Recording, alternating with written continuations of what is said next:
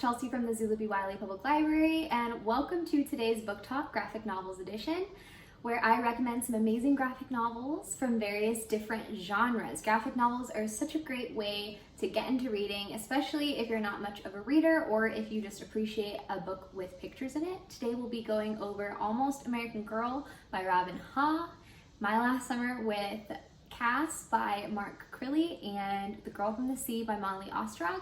And with that, let's go ahead and get into these reviews.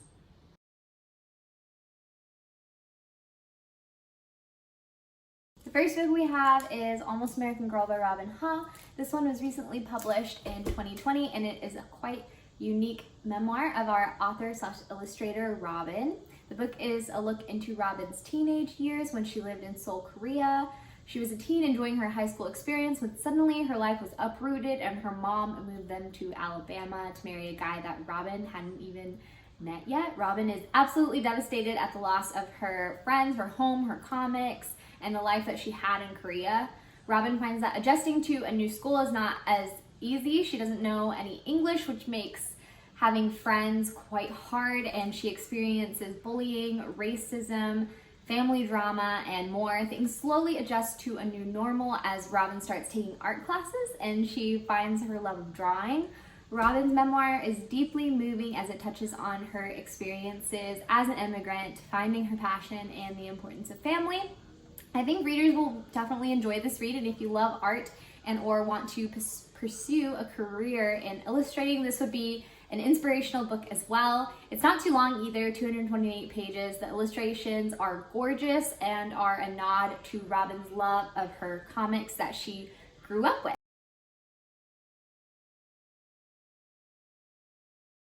The second book I have today is My Last Summer with Cass by Mark Crilley. This book was published in 2021 and is a contemporary fiction graphic novel. So it's different than the last one where it was a memoir. The story takes a look at two girls' friendship, Megan and Cass, as they and their families have vacationed together every summer since they were little kids.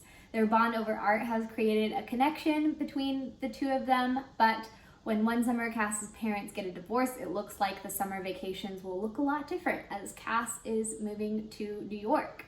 Fast forward, they're teenagers. Megan is finally allowed to visit Cass for a week in New York during the summer, and Megan notices that Cass has changed and is a bit more edgier now. Cass is a part of an artist group and gets Megan into it. Their time spent together during the summer is full of art, adventure, and an ultimate betrayal that tests their friendship. My Last Summer with Cass is a classic coming-of-age story about friendship, artistic expression, and forgiveness. My Last Summer is a little bit longer than our previous book. It is 256 pages, but it will be one that is an easy, breezy read. It is also very versatile and would be perfect for a summer read, a book club book with your close friends, or one if you just love art.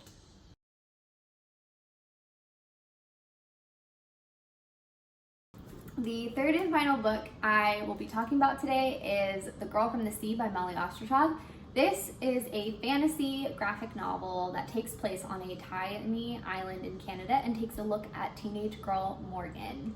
On top of trying to navigate high school, Morgan is also struggling from her parents' recent divorce, her occasionally annoying younger brother, and drifting off from her close friend group because of a secret that she has.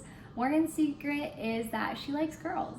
And one day, after being rescued from drowning by a beautiful Selkie is half human, half seal. Her name is Kelty. Morgan starts to weigh the pros and cons of living her most authentic self. As Kelty and Morgan's secretive relationship grows, Kelty also has to decide how she wants to save her seal family that is being threatened. Their adventure is set over the course of the summer and dives into the importance of family, friendship, and living authentically. Truly, this book is just heartwarming and makes for a wonderful summer read, and with it sitting at 240 pages, it makes for a really quick read. It's most enjoyable. Those are all the graphic novels I have for you today. All of the stories are so meaningful, diverse, and all have unique illustrations behind them. Let me just tell you, there are so many other different genres out there in graphic novel format. We only touched on a few of them, but I promise there are many more. And I'm sure if you browse your local library or bookstore that you will find the perfect graphic novel for you. I hope you all enjoyed this review and that this video inspired you to check out some graphic novels. Make sure to come and visit us at the library. I will see you all later. Thanks for watching.